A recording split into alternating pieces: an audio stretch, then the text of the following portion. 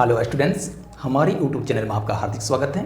तो चलिए आज हम लोग पढ़ते हैं बीजगणित में किसी एक चर में द्विघातीय बहुपद जिसमें 3 पद हो उसका अभाज्य गुणनखंड या फिर गुणनखंड किस प्रकार से प्राप्त किया जाता है, उनका बिल्कुल सरल और सिंपल तरीका। अक्सर कोई टीचर ऐसे होते हैं जो ऐसे सवालों को हल तो करवा देते हैं, लेकिन वह बीच वाले पदों को किस प्रकार से तोड़ देते हैं इसके बारे में डिटेली जानकारी अपने स्टूडेंट्स को शेयर नहीं करते। तो आपसे मेरा एक विनम्र आग्रह होगा कि आप इस पूरे कॉन्सेप्ट को समझने के लिए वीडियोज को शुरू से लास्ट तक एक बार अवश्य देखें। तो यहाँ पर सबसे पहले देखिए, बहुपद x² - 7x + 10 का क्या करना है, गुणनखंड करना है। ठीक है, तो सबसे पहले तो ये जांच लोगे कि यहाँ जो बहुपद दिख रहा है वह एक चर राशि x का बहुपद है, साथ ही साथ में इसमें आए हुए पदों की संख्या भी 3 है और इस बहुपद की जो घात है या डिग्रीज है वो कितनी है, 2 है। तो उनका क्या करना है, गुणनखंड करना है। तो सबसे पहले क्या करोगे, इसमें इस बात की जांच कर लोगे कि एक चर में दिया गया द्विघातीय बहुपद वो अपने मानक रूप में लिखा हुआ है अथवा फिर नहीं है, स्टैंडर्ड फॉर्म में है कि नहीं है। तो अगर वो स्टैंडर्ड फॉर्म में दिया हुआ है तो बहुत अच्छी बात, और अगर वो स्टैंडर्ड फॉर्म में नहीं है तो सबसे पहले आप अपने प्रयास से उनको मानक रूप में लिख लोगे। ठीक है, तो सबसे पहले हम लोग इसके हल में क्या करेंगे, तो हल में लिखेंगे कि बहुपद x² - 7x + 10 का मानक रूप लिखेंगे। तो इसका मानक रूप क्या हो जाएगा, तो ध्यान दोगे, मानक रूप में क्या होता है, बहुपद के पदों को ऐसे व्यवस्थित किया जाता है या सजाया जाता है कि उन पदों में आई हुई चर राशि के जो घात या पावर होते हैं वो घटते क्रम में या अवरोही क्रम में सजे हुए नजर आते हैं। जैसे ध्यान दोगे, ये बहुपद जो है वो x² - 7x + 10 का है। तो इसमें देखिए 3 पद आए हुए हैं। पहला पद है x² का, दूसरा पद है -7x का और तीसरा पद है +10 का। इसमें क्या आई हुई चर राशि के घात घटते क्रम में है। तो फर्स्ट पद पर गौर करेंगे, जो x आई है उसकी घात कितनी है, 2 है। सेकंड पद में देखिए चर राशि x की घात ऊपर में कुछ भी लिखी हुई नहीं, मतलब 1 है। और थर्ड पद में देखिए वहां तो चर राशि है ही नहीं, तो उस स्थिति में यहाँ पर हम लोग चाहेंगे तो चर राशि x का घात 0 मान सकते हैं। अब देख रहे होंगे इनके पावर के बारे में, या इनका पावर घटते क्रम में नजर आ रहा है। तो देखोगे इनका पावर है फर्स्ट वाला पद का 2, सेकंड वाले पद का पावर है 1 और थर्ड वाला जो पद है उसमें चर राशि x का घात है 0, यानी इनका पावर घटते क्रम में है, पावर 2, पावर 1, पावर 0, यानी यह ऑलरेडी पहले से ही मानक रूप में लिखा हुआ एक बहुपद है। सो इसका और मानक रूप में लिखने की कोई जरूरत नहीं है। अगर वो मानक रूप में लिखा हुआ नहीं रहता तो उस स्थिति में हम लोग अपने तरफ से उसे मानक रूप में पहले लिख लेते हैं। तो इसका मानक रूप तो यही हो जाएगा x² - 7x + 10, ये उसका मानक रूप हो गया। अब क्या करोगे, मानक रूप में लिख लेने के बाद क्या करना है, इसका जो प्रथम पद है, तो प्रथम पद का जो गुणांक है कुछ नहीं मतलब 1 की राशि, तो प्रथम पद का गुणांक और अंतिम पद का जो गुणांक है, अंतिम पद कौन सा है ना, जो तीसरा पद है, तो उसमें आई हुई अचर राशि है, अंतिम पद का गुणांक कहलाएगा। उनका आपको गुणनफल ज्ञात करना है, वो फिर रफ में कर लेना है। तो यहाँ पर 1 × 10 कर दोगे तो रफ में कितना हो जाएगा, तो 1 × 10 कर लोगे तो रफ में करोगे तो वो गुणनफल 10 के रूप में आएगा। ठीक है, अब इसके बाद क्या करना है, यहाँ पर = लिखे हो तो = का चिन्ह डालोगे। यहाँ पर पहला वाला जो पद है x² कहें या फिर 1x² कहें, बात बराबर है, जैसे कि तैसे लिख लीजिए। यहाँ पर सेकंड वाले पद का जो चिन्ह है माइनस, तो वह भी माइनस लिख दीजिए। अगर यहाँ पर प्लस रहेगा तो प्लस भी लिख लेना है। ठीक है, उसके बाद जो अचर राशि आई है यहाँ पर 7, उसको क्या करना है, छोटी ब्रैकेट के अंदर में लिख लेना है। ठीक है, केवल 7 को लिखना है, 7 के साथ गुना होने वाली जो x की राशि है उसको छोटी ब्रैकेट के अंदर में नहीं लिखना है, यानी केवल अचर राशि ही छोटी ब्रैकेट के अंदर में होगी, बाकी जो उनके साथ चर राशि आई है वो बाहर में रह जाएगी। ठीक है, अब उसके बाद प्लस का चिन्ह देखिए, थर्ड वाला पद को ज्यों का त्यों लिख दोगे। ठीक है, इसके बाद फिर हम लोग आगे बढ़ जाएंगे, यहाँ 1x² के 1x² कर देंगे, माइनस है तो माइनस कर देंगे। आप देखो सेकंड नंबर के पद में जो आई हुई चर राशि थी जिसको हम छोटी ब्रैकेट में घेर के रखे हैं, उनको ऐसे 2 टुकड़े में बांट दीजिए कि उन दोनों टुकड़ों को जोड़ने पर या फिर घटाने पर यहाँ पर 7 की बराबर की राशि आनी चाहिए, पहला शर्त।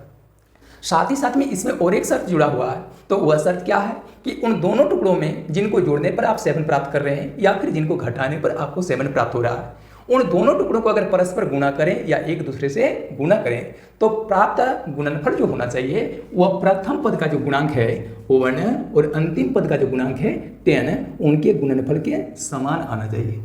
ठीक है। तो फिर ये दोनों शर्तों का साथ साथ में पालन होना चाहिए, ठीक है। तो वो दो टुकड़े हम लोग कैसे प्राप्त करेंगे, तो इसका भी सिंपल तरीका बता रहे हैं। इसमें फर्स्ट पद का जो गुणांक है 1 और अंतिम पद यानी तीसरे पद का जो गुणांक है 10, उनको गुणा करके गुणनफल प्राप्त कर लोगे 10। अब प्राप्त गुणनफल 10 का क्या करना है, अभाज्य गुणनखंड रूप प्राप्त करना है।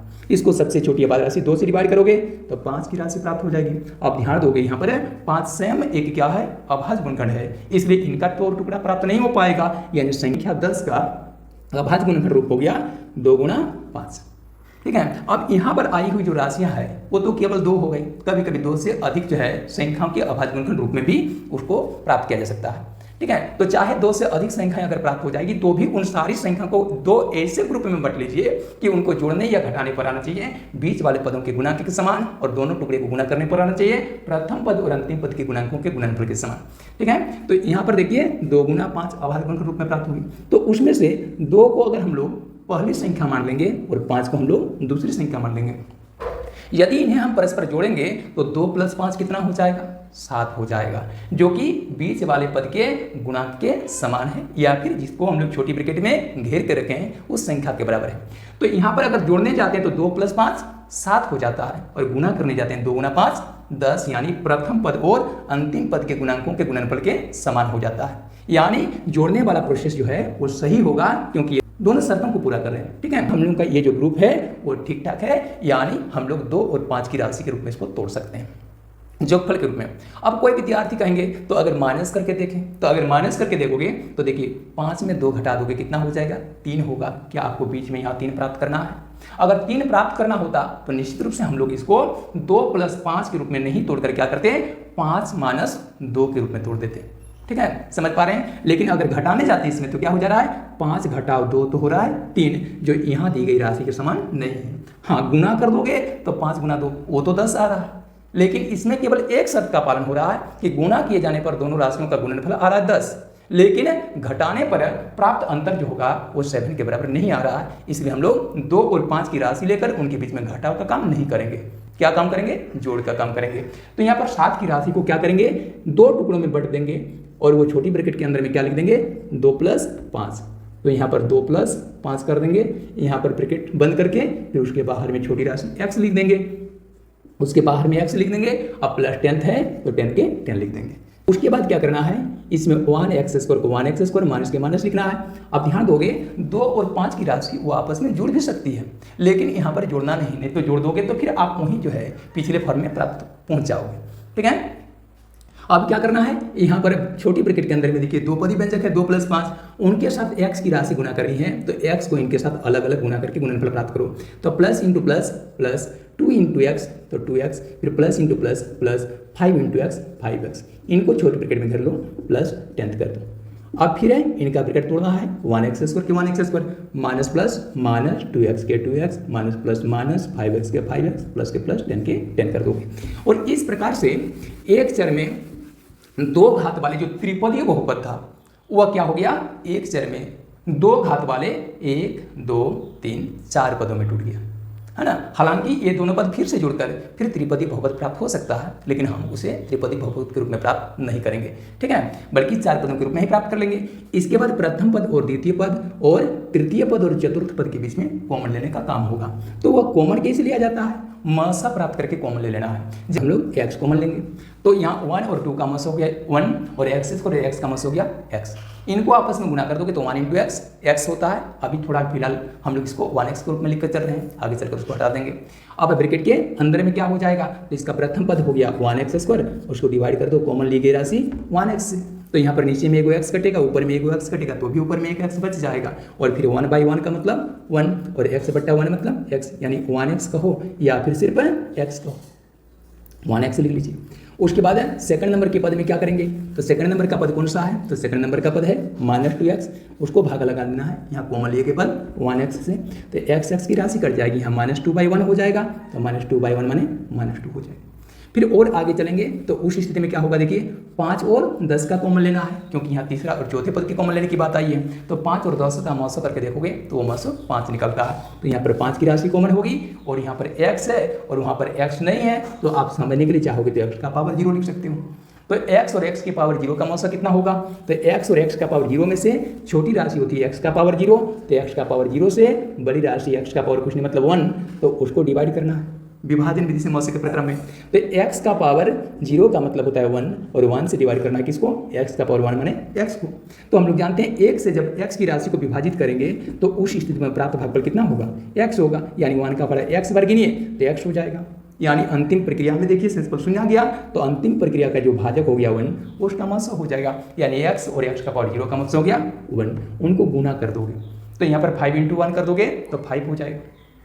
अब रही बात 5 का कौन सा चिन्ह यहाँ पर हम लिखें, तो 5 का चिन्ह प्लस में लिखें न माइनस में लिखें। तो सबसे पहले आपको ये देखना है कि प्लस माइनस का निर्णय हो जाएगा, कैसे होगा? तो यहाँ पर थोड़ा समय के लिए यदि हम लोग इसका चिन्ह क्या मान लेते हैं?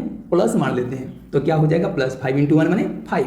अब उस 5 की राशि से क्या करना है? थर्ड नंबर का जो पद है -5x उसको डिवाइड करना है +5 से, तो +5 माने 5, तो 5 की तो राशि कट जाएगी, यहाँ पर आ जाएगा -x।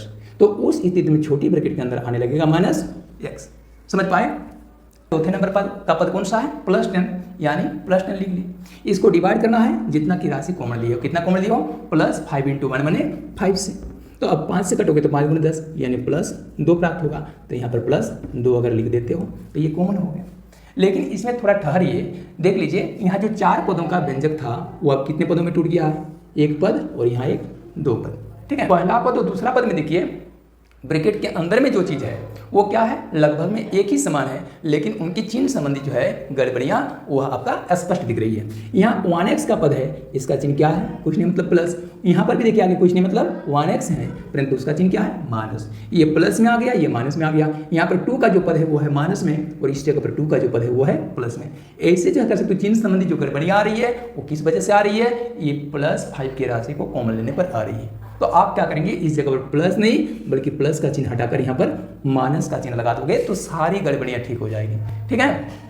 जैसे देख लीजिए यहाँ पर तब -5 × 1 तो कितना हो जाएगा? -5, और -5 से डिवाइड करोगे सेकंड नंबर का पद -5x को, तो माइनस की राशि कट जाएगी, 5 की राशि कट जाएगी, कितनी बचेगी? x/1 आने x बचेगी, x माने +x बचेगी। और चौथे नंबर का जो पद है वो कितना है? +10, इसको डिवाइड करना है -5 से, तो फिर 5 × 10 कट जाएगा और ये नीचे का जो चिन्ह होगा ऊपर वाले चिन्ह से गुना होगा, तो माइनस × प्लस होकर क्या हो जाएगा? -2/1 माने 2, तो यहाँ पर हो जाएगा -2। अब ध्यान दोगे यहाँ जो द्विपदी व्यंजक प्राप्त हो गया, ये दोनों पद में क्या देख रहे हैं? एक चीज़ कॉमन देख सकते हैं, और वो चीज़ क्या है? तो देख लीजिए यहाँ पर है 1x - 2, या फिर आप चाहेंगे तो केवल x - 2 कर सकते हैं। तो यहाँ पर x - 2 और सेकंड नंबर के पद में x - 2, ये दोनों ही पद क्या है कि एक समान है, तो उस स्थिति में x - 2 को यहाँ कॉमन ले लेंगे, छोटी ब्रैकेट के अंदर घेर लेंगे, ठीक है। तो x - 2 को अगर पहला पद में कॉमन लिया जाए तो फिर पहला पद में उसको छोड़कर और कौन सी राशि है? 1x की राशि है, तो 1x को चाहोगे तो आप 1x लिखें या सिर्फ x लिख लें, ये फर्स्ट वाले पद में आ गया। अब सेकंड पद में x - 2 को अगर कॉमन लेंगे तो सेकंड पद में कितना बचेगा? -5 × 1, तो -5 × 1 कितना बच जाएगा? -5 होगा। तो इस तरह से ये हो जाएगा x - 2 × x - 5। और फाइनली यह बहुपद है x² - 7x प्लस 10 का क्या हो गया? गुणनखंड हो गया x - 2 × x - 5।